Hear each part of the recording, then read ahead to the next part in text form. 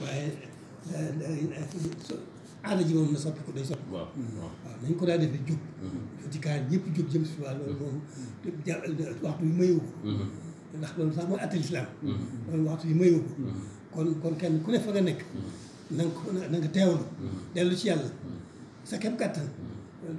loo mën a dund guddi nga dugg ci jàngal ko jàngal ko ñaan lere. waaw loolu lere ji moom liggéey sax moom fàtte. ñaan ko yàlla doole ko leer daal koy ngërëm. léeg-léeg itam liggéeyal ko pour Cheikh Mamadou Fadil waaw kon noonu rek la. waaw bu ci dëkk bi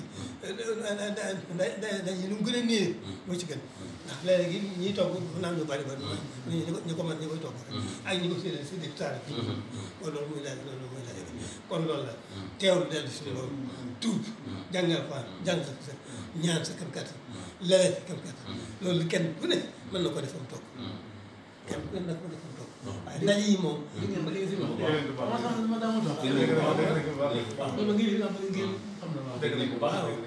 waaw loolu rek na nga koy wax bu leer mën naa ko wax ak dëpp dëkk ko waaye bu jàll ci suñu amoo ñu wax maa ko digal loolu rek mën naa loolu